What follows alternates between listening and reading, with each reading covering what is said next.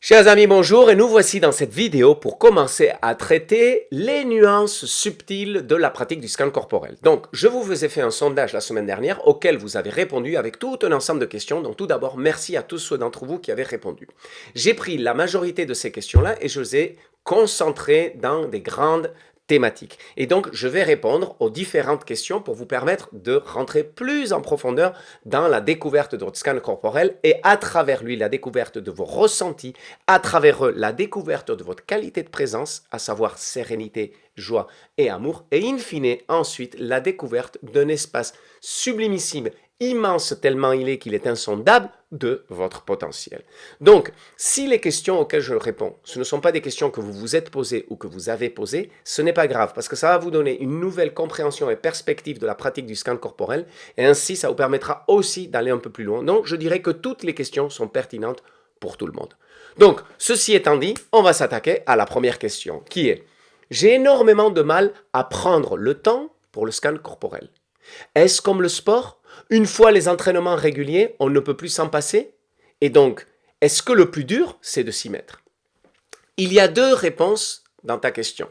La première, c'est une question de où trouver le bon moment de pratique. Et l'autre, c'est à quel moment un changement devient une habitude. La question de trouver son espace de pratique est une complication pour tout le monde qui se met avec ce genre de pratique, que ce soit le scan corporel ou des pratiques méditatives ou autres. Parce qu'il n'y a pas de moment idoine dans la journée pour pratiquer. Il n'y a que ton meilleur moment de la journée. Pour quelqu'un, ce sera le matin. Pour moi, par exemple, c'est au réveil, c'est là que je peux méditer. Le soir, ça passe pas. Alors que beaucoup de gens préfèrent le soir parce qu'ils arrivent en fin de journée, en descente d'énergie, et là, l'espace est beaucoup plus propice pour eux de pratiquer la méditation. Pour moi, c'est pas du tout le cas. Il y a d'autres personnes qui pratiquent le midi, dans les transports en commun. Bref, chacun va trouver l'espace qui lui sied le mieux pour pratiquer la méditation. Et ça, c'est une difficulté parce que tu vas tâtonner pendant un certain temps à essayer plein de formules différentes jusqu'à ce que tu puisses dire celle-là, c'est celle qui me va le mieux et c'est dans celle-là que tu vas te mettre. Donc ça, c'est la réponse à la première partie. La deuxième ensuite, c'est qu'il faut un certain temps pour qu'un changement devienne une habitude. Et j'ai une question qui m'a été posée exactement sur cette thématique-là, donc j'en profiterai pour donner la réponse dans cette question-là, puisque j'ai mieux que juste une réponse, j'ai une preuve scientifique, une recherche scientifique à l'appui. Ceci étant dit, tu compares le scan corporel au sport, et une fois que l'on s'y met, on ne peut plus s'en passer. Et la réponse, c'est oui. Le scan corporel va t'amener énormément de bienfaits, et notamment ce petit cheminement progressif vers la qualité de présence. Tu pourras découvrir par la suite plein d'autres exercices, et je vous en donnerai plusieurs dans les webinaires, que tu pourras remplacer à la place du scan corporel, pour ainsi aller sonder d'autres façons de faire, et toucher quand même cette qualité de présence et ce bien-être qu'amènent toutes ces pratiques-là. Ceci étant dit, oui, une fois que tu t'y mets, moi je compare souvent ces pratiques-là comme la douche du matin. Si tu n'as pas pris la douche du matin ou le brossage des dents, si tu t'es pas brossé les dents, il y a un truc qui te manque. Il y a un truc qui fait « je ne me sens pas bien ». Et c'est la même chose. La méditation pour moi, par exemple, c'est nécessaire, c'est une condition sine qua non pour que je commence bien la journée et je dois la faire. C'est comme la douche, c'est comme me brosser les dents. Donc, ça fait partie de cet espace-là et c'est ce qui aide beaucoup aussi à transformer ce changement en habitude.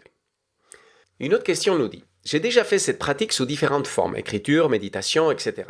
Mais je n'arrive pas à être assidu, je perds l'habitude et j'oublie. As-tu des conseils pour garder le rythme? Oui, j'ai mieux que des conseils, j'ai une étude scientifique de l'University College of London de 2009 et qui nous explique le temps nécessaire à intégrer une habitude.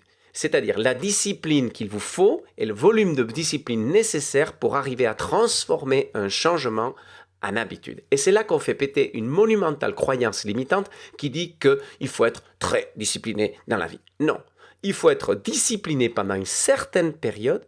Et la bonne nouvelle, c'est qu'au fur et à mesure que cette période avance, le niveau de discipline nécessaire pour intégrer un changement diminue. Et c'est ce que nous dit ce graphique. D'un côté, nous avons la discipline, de l'autre, le temps qui passe. Et le graphique de l'étude nous dit qu'en fin de compte, plus le temps passe, plus la discipline nécessaire pour intégrer une habitude est réduite. Sauf qu'il y a un point spécial, spécifique, au niveau à partir duquel, il n'est plus nécessaire de faire preuve de discipline parce que tout se fait en pilote automatique. Dit autrement, vous avez programmé votre subconscient pour qu'il fonctionne à votre place, pour qu'il mette en place l'habitude sans que vous ayez à y réfléchir.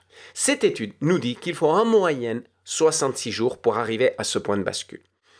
Mais la fourchette des personnes qui ont été étudiées va de 18 jours à 254 jours suivant les personnes. Donc ici aussi, on fait péter une autre croyance qui dit qu'il faut 21 jours pour intégrer un changement. Il n'y a aucune étude scientifique qui corrobore cette donnée-là. Ce qui veut dire que, suivant les personnes, il va vous falloir 2, 3, 4 semaines, peut-être plus pour intégrer un changement. Mon conseil, c'est que vous soyez observateur. Vous n'allez pas savoir exactement le nombre de jours qu'il vous faut. Vous allez avoir à peu près une fourchette. Il vous faut 2, 3 semaines. Si vous êtes fatigué, il vous en faudra peut-être 4, 5, 6. Tout dépend de comment vous êtes constitué. Donc au début, ce n'est pas évident car vous devez bien vous observer, mais vous allez sentir qu'à un moment donné, vous devez faire de moins en moins d'efforts et qu'à un moment donné, vous ne faites plus du tout d'efforts, que c'est rentré dans vos habitudes. C'est devenu une routine, c'est devenu un rituel, j'aime l'appeler.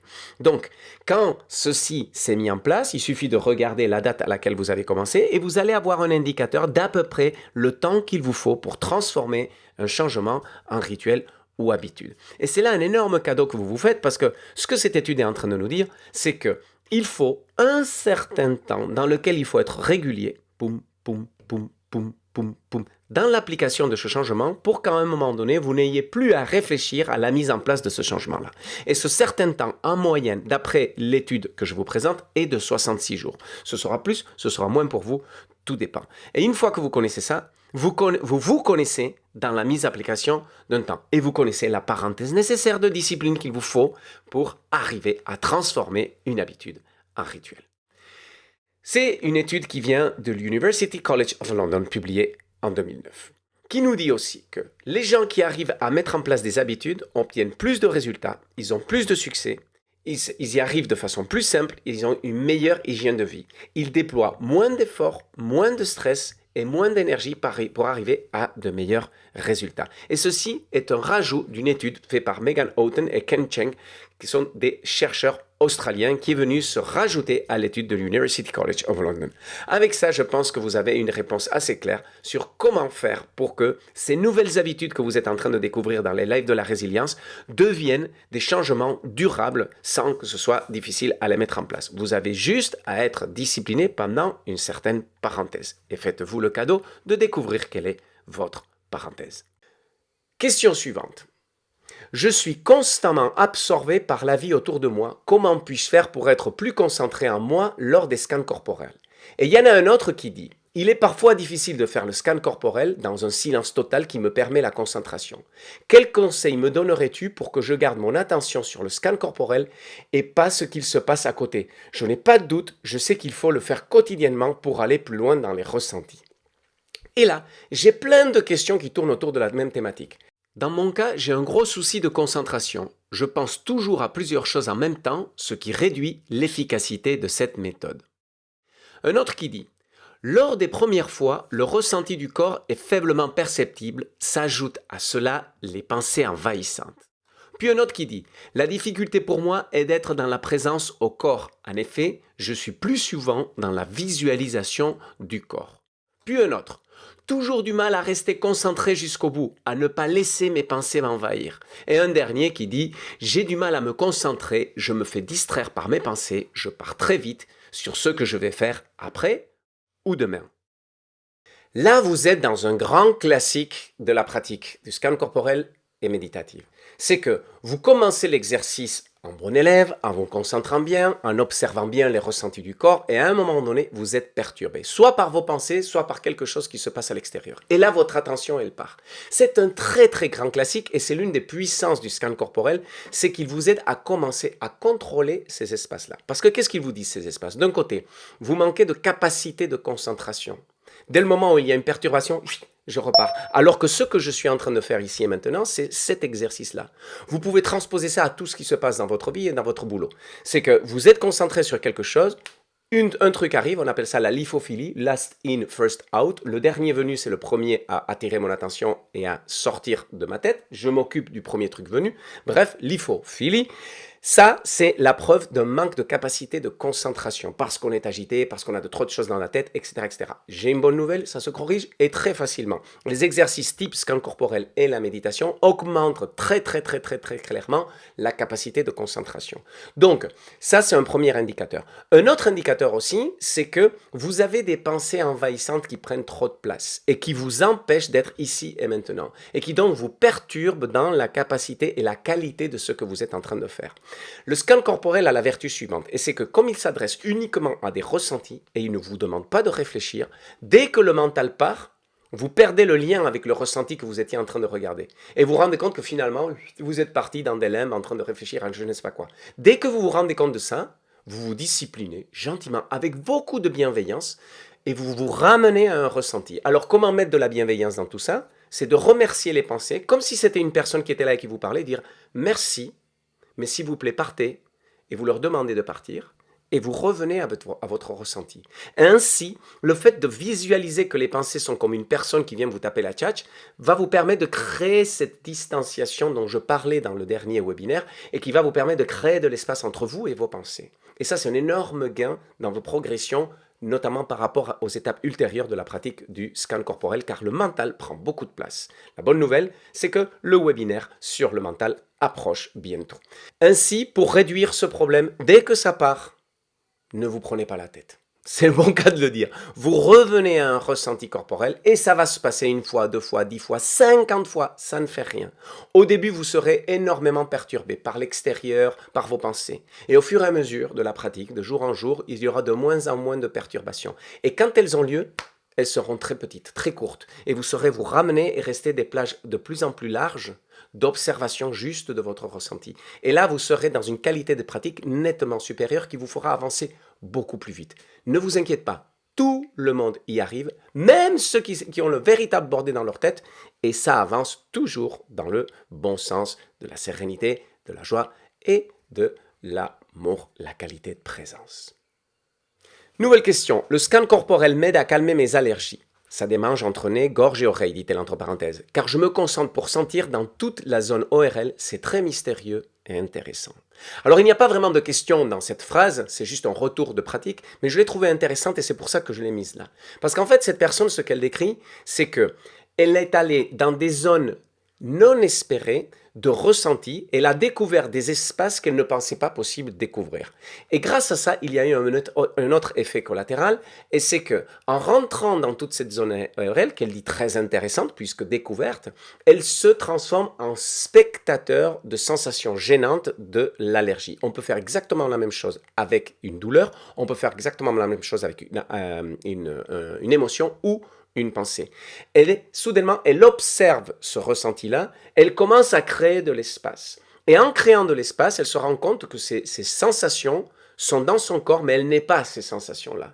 Et petit à petit, cet espace qui se crée relativise le rapport à ces sensations désagréables. D'où le fait que l'allergie se calme. Car il y a un enchaînement de cause à effet entre un ressenti et des effets comportementaux.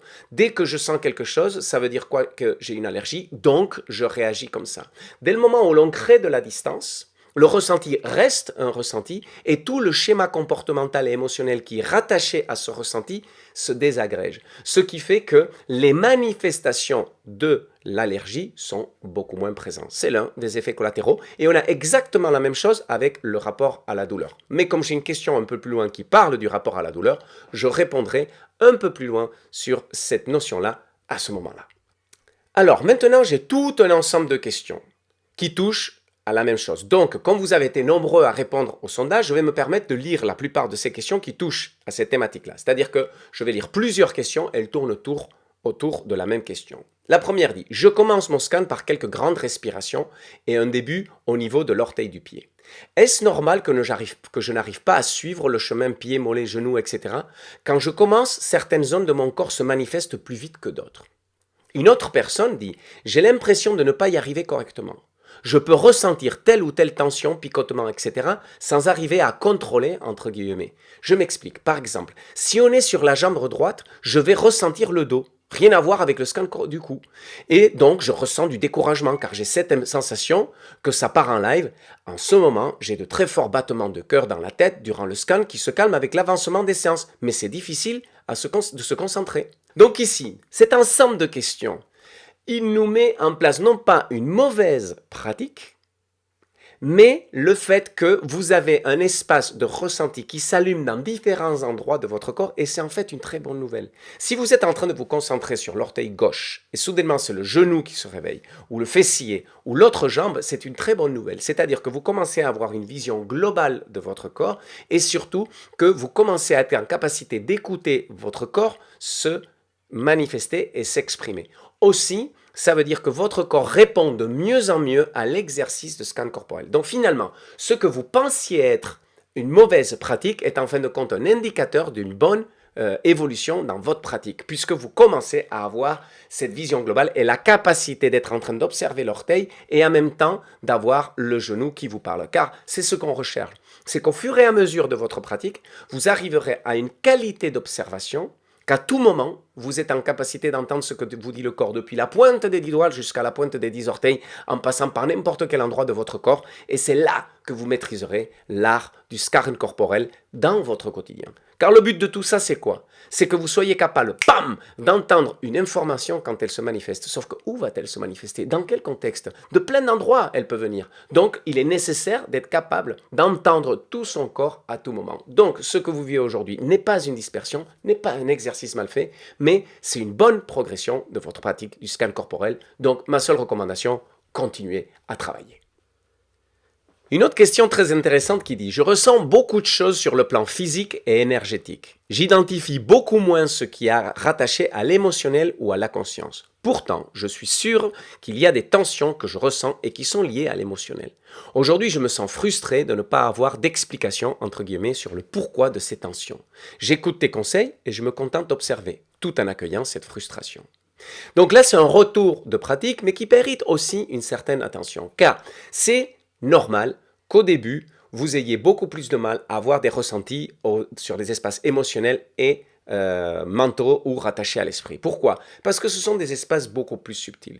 Au début, on commence par observer le corps. Il y avait tout à l'heure une question sur les allergies. Plus tard, il y a une question sur les douleurs. Ça, ce sont des ressentis qui sont très faciles à observer parce qu'ils sont très présents. C'est un peu ici et maintenant brut de décoffrage.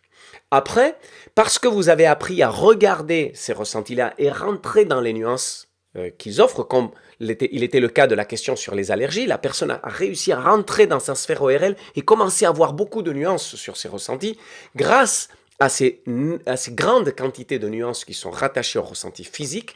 On rentre dans une approche beaucoup plus subtile, c'est-à-dire qu'on découvre des dégradés de couleurs dans ces ressentis qui au début étaient très envahissants. Une allergie est très envahissante, une douleur est très envahissante. Alors que quand on commence à le regarder, on se rend compte que cette douleur, cette allergie a plein de nuances qui nous permettent de la comprendre beaucoup mieux et de la vivre beaucoup mieux. Les émotions et les pensées, c'est exactement la même chose, sauf que les ressentis sont beaucoup plus subtils. Et donc, il est nécessaire d'apprendre à bien observer ces ressentis corporels pour ensuite avoir une acuité de perception plus grande pour ressentir les émotions, qui sont beaucoup plus faciles à palper qu'ensuite les pensées. Donc, c'est normal si au début, vous avez du mal à appréhender votre espace émotionnel et votre espace esprit, conscience, mental. Maintenant, ensuite, il y a une autre question sur l'explication des tensions intérieures. Et pour cela, je vais vous référer au 3e webinaire de la série des lives de la résilience où je donne des cadres de découverte de l'information qui vient avec notre énergie émotionnelle, si dans ton cas, c'est un cas émotionnel, celui qui t'envahit. Et c'est la capacité à pouvoir rentrer dans le lien subtil de l'émotion et le lien intime et arrêter de subir l'émotion et la tension pour pouvoir se transcender cette émotion, la comprendre, voire tout simplement lui permettre de vivre la situation que l'on est en train de vivre. Et là, tu as plusieurs cadres auxquels je te réfère pour que tu puisses voir comment on peut identifier cette émotion et le cas échéant, si on veut savoir ce qu'elle veut nous raconter, l'identifier, la pénétrer, la questionner et ensuite la libérer grâce à ça à travers une compréhension non pas de ce que l'intellect nous dit, mais de ce que l'information rattachée à l'énergie émotionnelle nous dit. J'espère que c'est clair, mais peu importe si ça ne l'est pas, car la pratique au fur et à mesure de votre scan corporel et l'entrée en matière des nuances de votre perception et l'acuité de votre perception vous permettra petit à petit de comprendre beaucoup plus clairement ce que je viens de vous dire, car rien ne vaut une vraie pratique incarnée, expérimentée, pour ensuite pouvoir rattacher des concepts qui aujourd'hui sont trop théoriques dans une pratique quotidienne. Dès la pose du regard intérieur au niveau de l'orteil gauche, j'ai ressenti une sensation de lourdeur au niveau de mes deux mollets. C'était plutôt désagréable.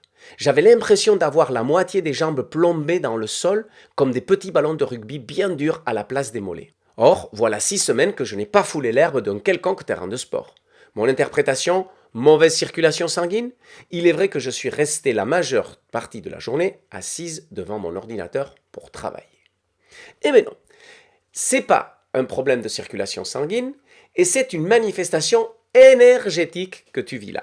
Et en fait, dans les espaces d'arts martiaux, il y a une pratique que l'on appelle la chemise de fer et qui s'approche beaucoup de ce que tu décris là, c'est-à-dire que dans la concentration, l'observation, pas la concentration, pardon, dans l'observation de son énergie, il y a un espace qui se manifeste, pas tout le temps et pas chez tout le monde, où on a l'impression de soudainement devenir comme une sorte d'armure extrêmement rigide et puissante. Ça peut être désagréable au début parce qu'on a l'impossibilité de bouger. Et elle est très relative. On a la sensation de ne pas pouvoir bouger, mais il suffit de vouloir bouger, on peut bouger tranquillement. Et en fin de compte, cet espace-là est très recherché par les sportifs de haut niveau en arts martiaux, car travailler d'une certaine façon, mais je ne vais pas rentrer dans le détail, la chemise de fer est un espace qui permet d'appeler en plein combat cette sensation-là, qui bien travaillée est une énorme protection face à l'attaque de votre adversaire. Cette sensation est un bouclier qui te protège contre un coup alors que tu es en plein combat d'arts martiaux. Imagine l'intérêt que ça a. Il y a une littérature immense décrite autour de les techniques interne de la chemise de fer, qui est une technique très avancée dans les arts martiaux. Bien, ce que tu as ressenti là est une manifestation énergétique rattachée à ces espaces-là. C'est un espace de potentiel, et là, ce que tu viens de faire, tu viens d'ouvrir une porte, ce que j'appelle l'ouverture d'une porte. Le fait que ceci se manifeste nous prouve que tu as une certaine propension pour certains espaces énergétiques. Donc là, ça veut dire que ton ressenti et ton écoute de ton espace énergétique est particulièrement présente, et donc elle va te permettre d'avancer assez rapidement sur des observations beaucoup plus subtiles de ton corps. Aussi, si tu étais dans des pratiques sportives ou autres types, les arts martiaux, ça te permettrait de découvrir un espace que tu pourrais travailler plus en profondeur pour ouvrir une porte de potentiel qui est l'accès à une technique particulièrement complexe à accéder, alors que chez toi, elle s'est déjà manifestée. Très rapidement, lorsque j'ai commencé à examiner mon orteil droit, des picotements et des fourmillements sont apparus au niveau de la voûte plantaire de mes deux pieds. Ces derniers se sont engourdis. J'ai ressenti ces mêmes picotements et fourmillements intenses, puis ce léger engourdissement au niveau de mes avant-bras et surtout au niveau de mes mains, notamment dans les paumes et jusque dans les 10 doigts de ces dernières.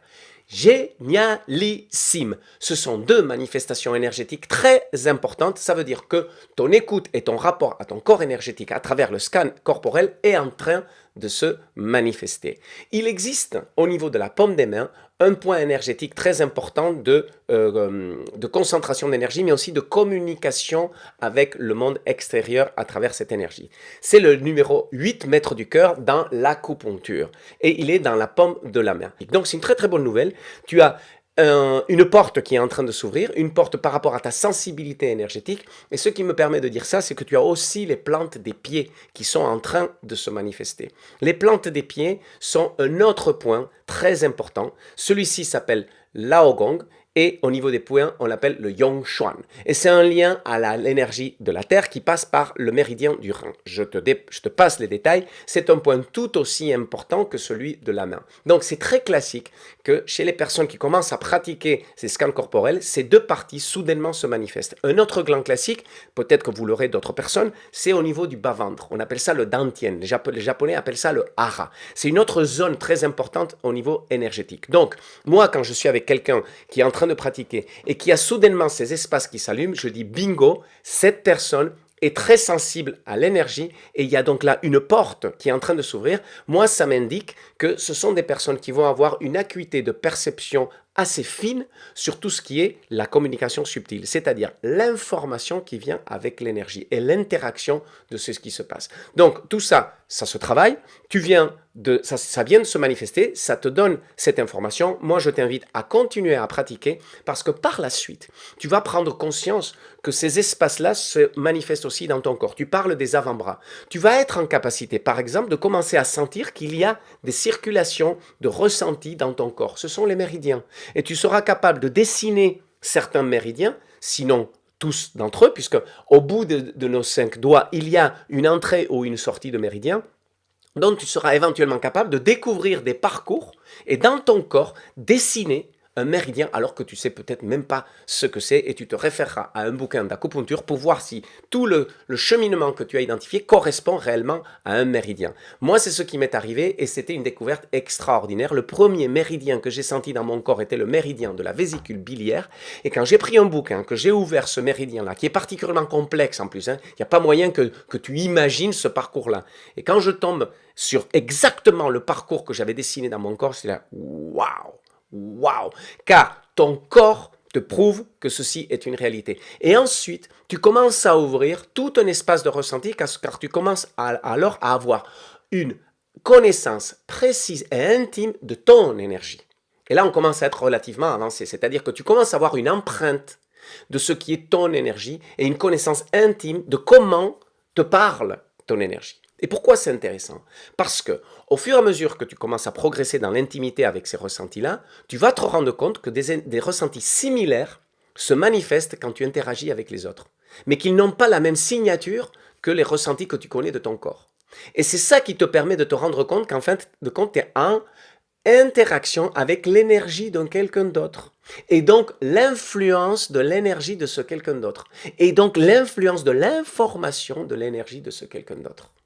Là, tu rentres dans le monde de la communication subtile et comment peut-on la mettre au service de notre quotidien pour trouver un espace durable, épanoui, équilibré de rapports intérieurs et aussi extérieurs. Et s'il s'avère que tu es un leader, c'est dans ces espaces-là que tu vas pouvoir travailler ton charisme et ton leadership. Donc tes ressentis sont une très bonne nouvelle. Une autre question dans le même registre. Rapidement après le commencement des engourdissements, mes pieds ont commencé à chauffer. La chaleur s'est intensifiée et s'est propagée dans mes jambes jusqu'à la hauteur de mes genoux, et également dans mes bras et surtout dans mes mains. En même temps, j'ai ressenti un très léger vent sur le devant du corps et un souffle chaud dans mon dos au niveau de la nuque. Mon interprétation? Manifestation du corps énergétique? Point d'interrogation. Signe précurseur de la ménopause? Elle rigole avec un smiley. Ou remake de Carrie de Stephen King?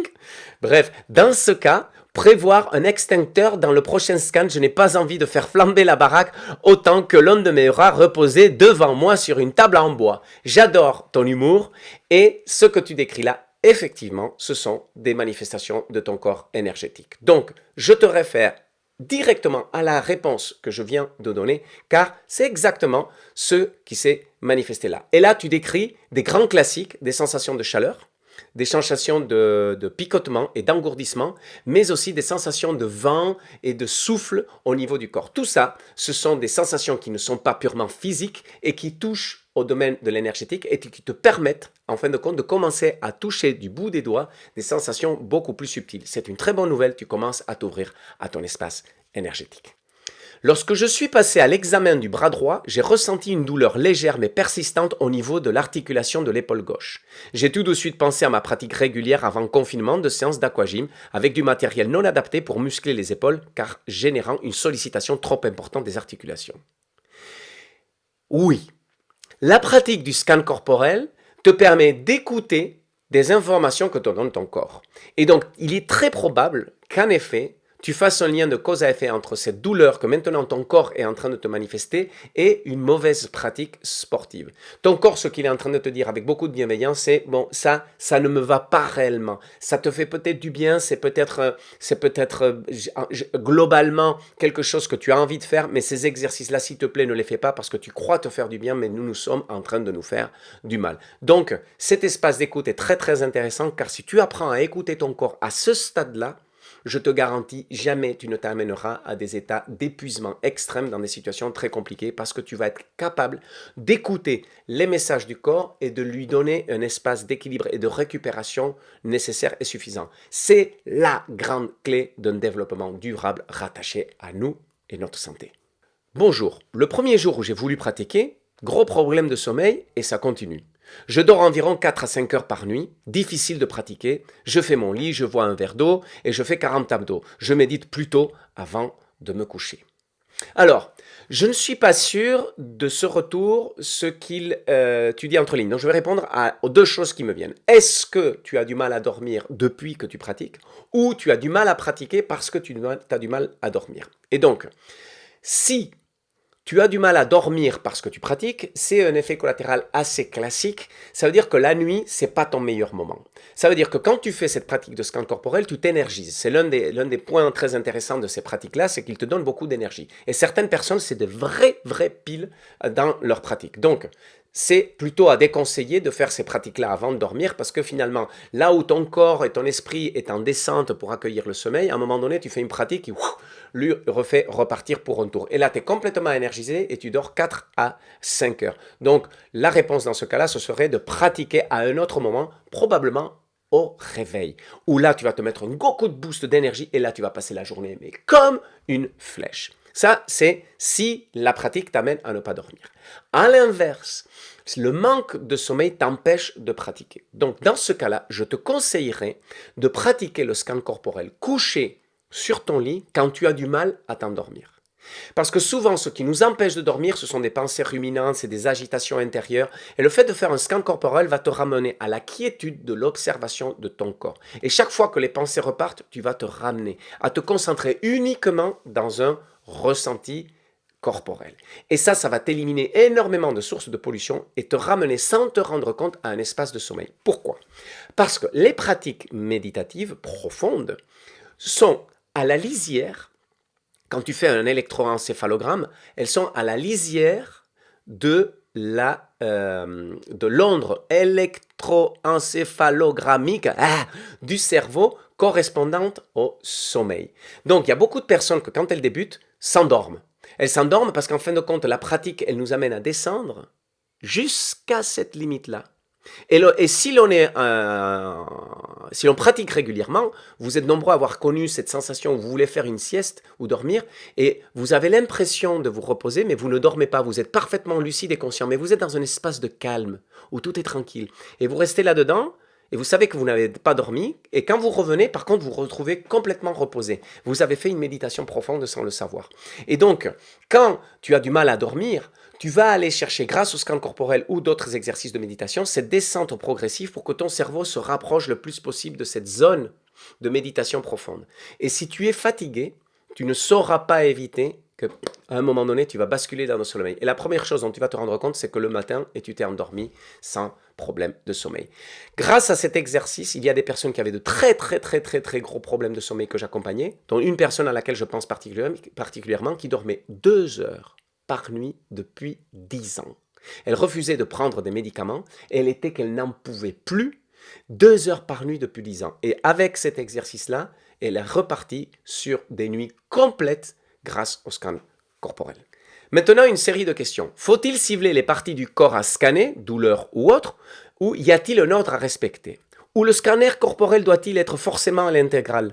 Car j'essaye l'intégralité du corps, car si j'essaye l'intégralité du corps, je me perds dans mes sensations au bout d'un moment. Une autre question dans le même contexte, je me demande quel rythme, quelle vitesse idéale pour avancer pendant le scan. Doit-on en faire l'ensemble du corps ou une partie est-ce déjà suffisant? Ou un autre qui dit, mon corps exprime des douleurs physiques en raison de l'absence de mes séances de kiné depuis le confinement. Dos et jambes gauche douloureux, cruralgie de retour. Là, on parle de deux choses. D'un côté, la douleur et de l'autre côté, est-ce qu'il est nécessaire de faire un scan de l'ensemble du corps? Donc, la douleur d'un côté, ça nous ramène à une question qui a déjà été posée. Et le fait de faire un scanner corporel va vous permettre de prendre de la distance par rapport à cette douleur et commencer à être spectateur de cette douleur, briser les schémas émotionnels et mentaux qui sont rattachés et comportementaux qui sont rattachés à cette douleur et finalement l'isoler dans son pur espace sensoriel et prendre conscience qu'en fin de compte, elle est beaucoup moins présente qu'elle ne se donne le droit d'être réellement. Donc, le rapport à la douleur change complètement dans les pratiques méditatives et de nombreuses études scientifiques prouvent que le rapport à cette douleur change complètement. Ce n'est pas la douleur qui est moins forte, c'est tout simplement la façon de vivre la douleur qui change.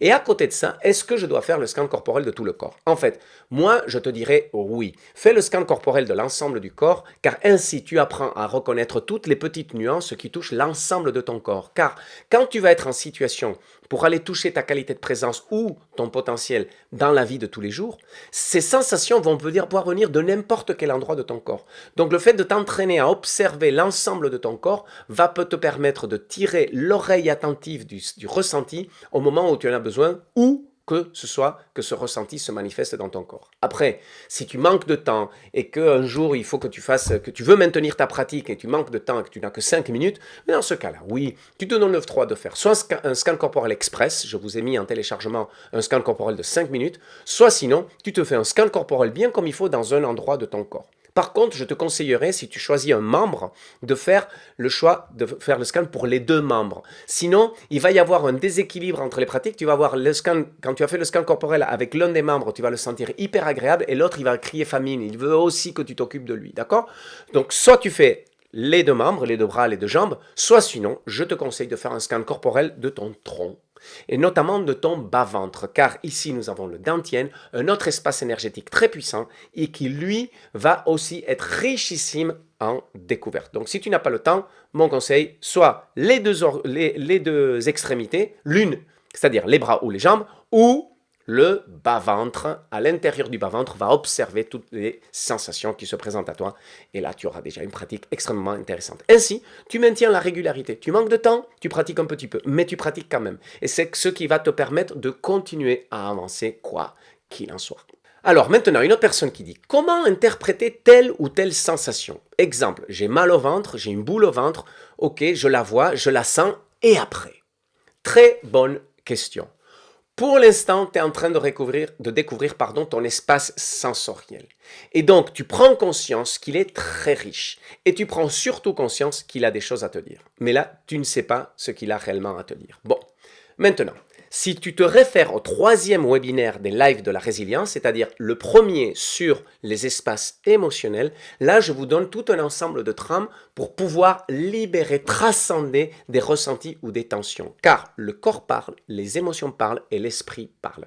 Si tu as une tension corporelle, une boule au ventre par exemple, cette boule au ventre, c'est une énergie qui bloque ou qui tend. Plutôt qui bloque. Il n'y a pas d'énergie qui bloque, c'est des énergies qui tendent et qui circulent mal.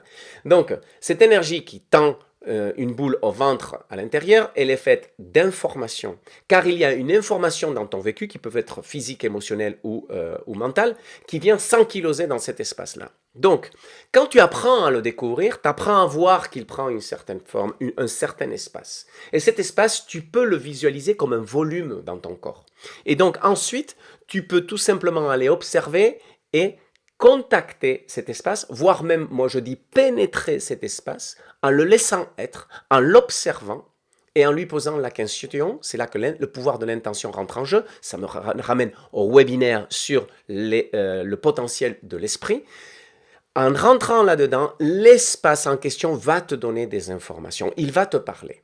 Et là, il va te donner des explications qui peuvent être de l'ordre de révélation. Des fois, c'est un mot, c'est un ressenti, c'est une image. Et là, eureka, je comprends. Mais à ce stade-là, où nous en sommes, des lives de la résilience, observe et apprends à découvrir tout cet monumental espace de big data que sont ton corps physique, qui est ton corps physique, pour après ensuite rentrer avec la pratique dans des nuances un peu plus subtiles et des exercices comme celui que je viens de te décrire. À ce stade, il est peut-être un peu trop tôt d'aller pénétrer. Apprends d'abord à découvrir ton espace sensoriel, apprends à découvrir ton espace émotionnel, apprends à découvrir ton espace de pensée et ensuite tu pourras rentrer dans ce genre de pratique. Ceci étant, je vous ai posé les graines pour que tu saches qu'elles existent, donc je te réfère au webinaire en question pour voir la trame qui décrit les étapes à suivre pour pouvoir découvrir l'information qui se cache dans ces espaces en particulier. Une autre personne qui dit « Je cherche désespérément un scan corporel qui me convienne car soit je n'apprécie pas la voix, soit le scan est trop rapide pour moi. Mais cette pratique me plaît beaucoup, les picotements, les sensations de chaleur, après je me sens bien. » Écoute, c'est normal. Il y a des voix qui passent, des voix qui ne passent pas. Donc, on a eu Pascal Giraud de la communauté qui a proposé de mettre ces scans corporels. J'ai mis ainsi des propositions d'exercice d'une voix féminine. Après, j'ai mis la mienne. Moi, j'ai un accent à couper le couteau et j'ai un timbre de voix qu'une fois, quelqu'un de la radio qui me dit « Ouais, en fait, t'es super bon, qu'est-ce que tu parles bien ?» Il me dit « Dommage que tu ne marcheras jamais dans la prise de parole en public. » Pourtant, aujourd'hui, je suis conférencier parce qu'avec l'accent que tu as, c'est mort d'avance. Il m'a dit ça quand j'avais 25 ans. Heureusement que je m'en suis foutu. Mais je suis conscient que j'ai une voix qui peut peut-être ne pas être agréable. Donc, si c'est le cas, tu peux trouver d'autres sources, parce que le scan corporel, c'est vraiment pas l'exercice difficile à trouver sur Internet, mais ma recommandation, c'est surtout que tu apprennes l'exercice et que tu le fasses tout seul ou toute seule. Parce que c'est là que réellement tu vas être pleinement présent. Quand tu as quelqu'un qui te guide, ton attention est concentrée sur cette voix qui te parle. Et une grande partie de ta bande passante est accaparé par cette voix qui parle et pour suivre ses recommandations et son guidage. Alors que si toi tu connais l'exercice qui est somme toute très simple à mettre en application, si tu le connais, tu vas le faire toute seule et c'est 100% de ta capacité d'attention que tu mets au service de ce que tu es en train de faire. Ça veut dire que tu évolueras beaucoup plus vite. Donc au début, c'est pas agréable peut-être, apprends l'exercice et moi je te dis, il y a certaines personnes avec lesquelles je travaille, je leur donne l'exercice et au bout d'une séance, ils ont compris et ils n'utilisent plus l'audio. Car moi-même, je leur dis, évite l'audio, passe au-delà de l'audio, fais ta propre pratique. Et comme ça, toute ton attention sera présente à l'instant. Une autre question toute simple, est-ce que je peux connecter ça à ma pratique de méditation? Oui, pleinement, et je te le conseille même, parce que sinon tu vas te retrouver avec une sorte de millefeuille d'exercices différents, et si tu fais ça en bon élève, à vouloir les faire les uns derrière les autres correctement, ça va te prendre toute la journée. Donc en fin de compte, si toi tu as déjà une routine de méditation, tu peux remplacer un exercice de méditation que tu faisais en avant avec un exercice de scan corporel, et ainsi de suite. Comme ça, ta routine se maintient, ce que tu fais, c'est juste changer les exercices. Une autre question dit « J'ai encore un peu de mal à m'immerger pendant la pratique, mais je commence à ressentir des picotements dans les mains. Quelque chose qui a vraiment marché, c'est d'imaginer que j'inspirais par la tête et que j'expirais par les pieds et vice-versa. » Donc là, il y a d'un côté une remarque rattachée à une question à laquelle j'ai déjà répondu par rapport aux manifestations, les picotements et tout ça. Donc c'est ça, je te réfère à la question que j'ai déjà répondu sur les manifestations des corps énergétiques. Mais ce qui m'intéresse, c'est que tu as innové. Tu as imaginé que tu respirais par le haut de la tête et t'expirais par les pieds, et que tu inspirais par les pieds et que tu expirais par la tête.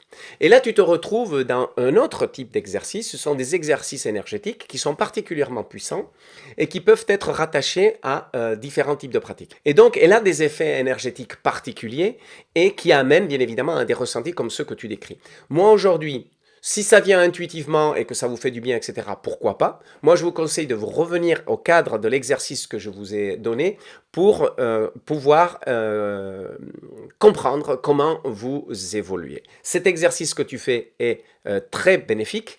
Ceci étant dit, il a un certain risque, et pas risque je voudrais dire, c'est-à-dire qu'il faut être particulièrement bien ancré car c'est des exercices très dynamisants au niveau énergétique et qui peuvent te faire perdre l'ancrage si tu ne le travailles pas bien. Et donc quand tu perds l'ancrage, tu perds ta capacité de concentration, la tête elle part un peu dans tous les sens et ce ne sont pas des sensations hyper agréables ou des situations qui te permettent d'être bien dans le quotidien. Donc je t'inviterai, il n'y a pas de risque, mais je t'inviterai à pratiquer le scan corporel et comme ça à être vraiment dans cette pratique ancrée de ton corps plutôt que de partir dans d'autres exercices énergétiques. Ceci étant dit, si c'est quelque chose qui te plaît et que tu as envie de creuser, là je t'invite à te mettre en contact avec des personnes qui connaissent ce genre d'exercice et qui pourront t'accompagner dans ta progression. Car ici, il se peut que tu sois en train d'ouvrir une porte de ton potentiel et qu'il y ait une acuité de perception par rapport à tes espaces énergétiques et donc de façon intuitive, une capacité à connecter avec ces derniers-là et à trouver les réponses justes. Ce cadre est relativement courant sur les personnes très sensibles au niveau des ressentis subtils et ce sont des personnes qui évoluent très vite. Donc si c'est ton cas, moi je te conseillerais de trouver dans ton environnement des personnes qui travaillent ces espaces-là et donc qui peuvent te permettre d'évoluer dans un cadre de pratique qui te permettent toi de trouver quel est cet espace, cette porte de potentiel que tu es en train d'ouvrir et qui t'amènera vers les ressentis subtils et je te réfère à la question sur ces thématiques-là que j'ai déjà répondu dans cette même vidéo. Ici maintenant, je n'ai pas une question. J'ai un retour, mais que j'ai trouvé extrêmement pratique, et du coup, je vais vous le lire, car c'est un très bon retour de pratique avec des suggestions qui peuvent éventuellement vous aider. La personne dit: aucun doute sur la pratique du scan corporel, c'est particulièrement efficace. Pour ma part, je pratique cette forme de méditation en posture Seiza, assis sur les genoux. La posture sert à donner un cadre, un référentiel. Le scan consiste alors à parcourir les différents éléments du corps et de la posture, et entre parenthèses, respiration, centrage sur le bassin, verticalité, tension, amélioration de la posture, etc. Ferme la parenthèse. Cette prise de conscience du corps permet aussi d'évacuer les pensées envahissantes et de calmer l'esprit. La forme de la posture a peu d'importance, elle ne doit pas apporter de difficultés. La création d'un cadre postural est très important, entre parenthèses, rituel d'entrée en méditation et surtout de sortie. Fermez la parenthèse. Ce type de pratique apporte beaucoup de sérénité. Elle permet de prendre conscience des limites péricorporelles, entre parenthèses, conscience du centre, rester centré, fermez la parenthèse. Cet élément donne de très bons résultats pour les capacités adaptatives et la gestion du stress. Merci beaucoup pour ce retour, il est très éclairant et très précis. Un autre retour qui n'est pas une question mais que j'ai voulu mettre, c'est une personne qui dit beaucoup de mal dans la pratique, sensation de stress intense.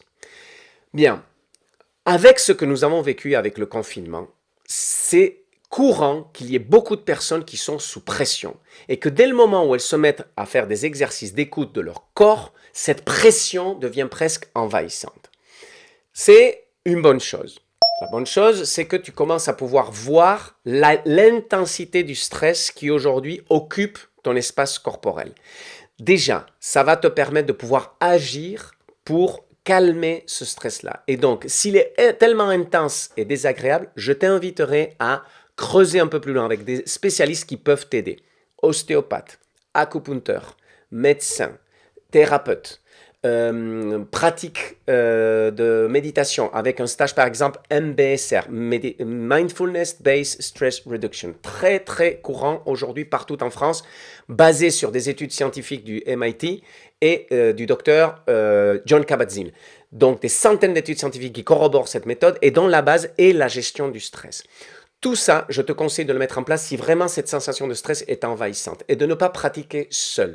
Parce que quand ces sensations deviennent envahissantes, elles peuvent prendre le dessus et donc ça peut être assez désagréable. Mais la bonne nouvelle, c'est que tu contactes avec l'ampleur du stress qui est en toi et que tu as, grâce à ces webinaires et aussi grâce aux références que je viens de te donner et aux professionnels qui peuvent t'entourer, une capacité d'aller travailler ces zones-là et de baisser le piston. Car si le stress est tellement intense qu'il t'empêche la pratique du scan corporel et devient envahissant, voire même peut-être angoissant, c'est que tu es très avancé dans le stress chronique et dans l'épuisement.